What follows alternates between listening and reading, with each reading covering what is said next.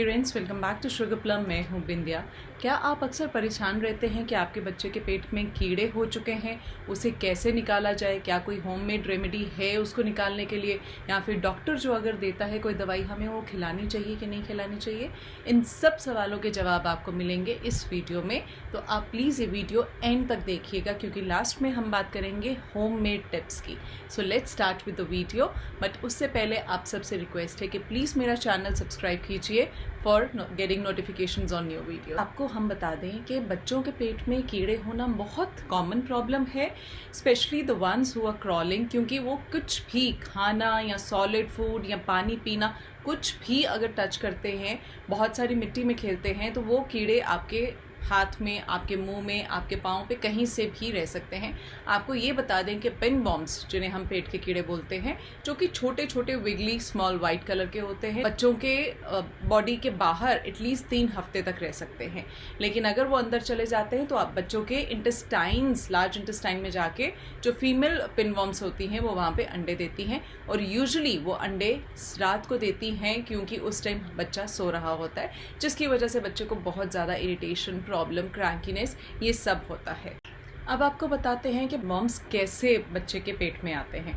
Usually जो अंडे होते हैं पिन वर्म्स के, वो किसी भी ऑब्जेक्ट पे 2 हफ्ते तक रह सकते हैं, और अगर बच्चा आपका कोई भी चीज़ ईजिली उठाता है, दैट मीन्स वो उस वर्म को भी होल्ड कर रहा है।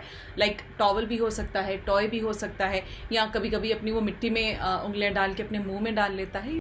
अब अक्सर पेरेंट्स पूछते हैं, भाई हमें कैसे पता चलेगा कि हमारे बच्चे को पिन वर्म्स हैं?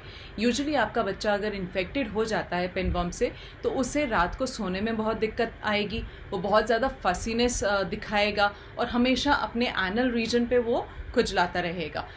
अगर पिन वर्म्स का टाइमली इलाज ना किया जाए तो आपको पता है कि पिन वर्म्स बहुत सीरियस प्रॉब्लम्स ला सकते हैं, जैसे कि bloody bowel movements, abdominal pain बच्चों को होता है, एपिटाइट उनकी ख़त्म हो जाती है, फीवर होना शुरू हो जाएगा।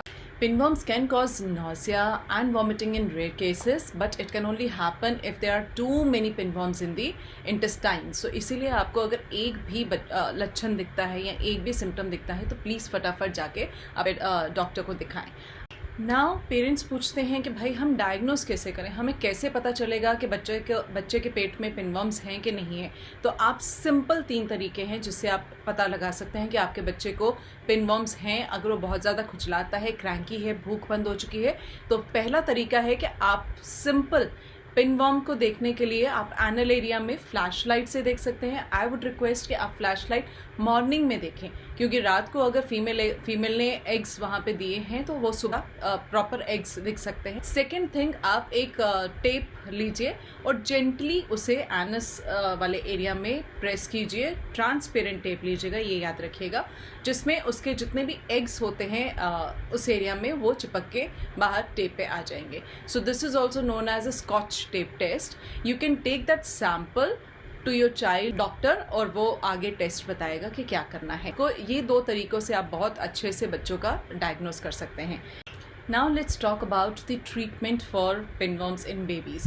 So mild cases जो होते हैं उसमें तो pinworms खुद निकल जाएंगे, अगर एक आधा होगा तो वो खुद ही निकल जाएगा थ्रू बाउल मूवमेंट्स। लेकिन अगर मॉडरेट आपके इन्फेक्शन है which can lead to further serious infections, उसके लिए आपको doctor over the counter medications देगा।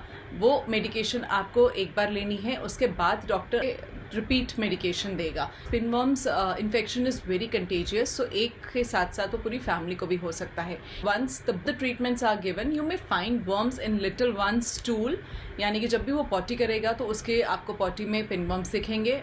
इंश्योर आप उसे चेक ज़रूर कीजिए। डॉक्टर की मेडिकेशन के साथ साथ आपको कुछ चीज़ों का और ध्यान रखना पड़ेगा। आपको ये देखना है कि डॉक्टर ने जो मेडिकेशन दी है वो हम सही तरीके से ले भी रहे हैं, क्योंकि कभी कभी डॉक्टर अगर आपको 1 स्पून देगा तो आप पूरी बॉटल जो छोटी सी आती है वो पूरी पिला देते हैं। So please just give the medication as per the doctor's prescription. Second thing, आपके बच्चे को जब ये प्रॉब्लम होती है या इन्फेक्शन होता है तो इंश्योर कि आप बच्चे को रोज़ नहलाएं, रोज़ अच्छे से स्पॉन्ज करें, specially in the anal area, because daily morning cleansing essential to remove eggs. जो रात को उसने अंडे दिए होते हैं फीमेल वर्म्स ने, वो सुबह आप अच्छे से उसे क्लीन कर सकते हैं। Wipe your babies bottom every time you change the diaper. अगर आप डाइपर चेंज करते हैं धुला के और उसे अच्छे से टिश्यू के साथ क्लीन करके, तब आप उसे डाइपर दोबारा पहनाइए। आपको अपने बच्चे की सारी बेडिंग, सारे कपड़े, सारे टॉवल्स, सारे गर्म पानी में धोने होंगे ताकि it can prevent the infections to recur again. Okay, second thing, अगर आप बच्चा अगर चेयर पे बैठता है या आपका बच्चा टॉडलर है या फिर कुछ काउचेस में पहुंचता है, ट्राई एंड क्लीन इट। आप सैनिटाइजर के साथ या फिर उसे वैक्यूम अच्छे से कर सकते हैं। आपके बच्चे के जितने भी टॉयज़ हैं आप उसे सोप के साथ और गर्म पानी के साथ अच्छे से धो लें। आपका बच्चा जहाँ जिस फ्लोर पे बैठा है, जिस टेबल पे बैठा है, आप उसे भी अच्छे से क्लीन कर सकते हैं। इंश्योर कि आपके बच्चे के कमरे के कर्टन्स या जितने भी ब्लाइंड्स हैं वो ओपन करें ताकि प्रॉपर सनलाइट उसमें आए और जितने भी जर्म्स वहाँ पे होंगे, वर्म्स के एग्स होंगे फैले हुए, वो किल कर सकें। आपको और चीज़ों का ध्यान जो साथ में रखना है कि अपने बच्चे के नेल्स हमेशा काटें। Try and scrub the nails to prevent the egg getting trapped in the nails. Do not encourage them sucking their fingers and nails. और अगर आप उनके हाथ अच्छे से धुलाते हैं before and after diaper change, that will also help to prevent the pinworms. और कोशिश कीजिए कि आपके टॉयलेट्स हमेशा क्लीन रहें, जो भी वो सीट बच्चा यूज़ कर रहा है। कोई भी घर में ट्रीट हो रहा है पिनवर्म्स को लेके तो try to wash everyone's bedding and cloth. अगर बच्चे को न लेके किसी बड़े को या दूसरे बच्चे को हो रहा है तो आप कोशिश कीजिए कि सारे ये जो प्रिकॉशंस हैं उनके साथ भी वैसे ही कीजिए। अब बात करते हैं हम कि घर पे हम कैसे पिनवर्म्स ट्रीट कर सकते हैं।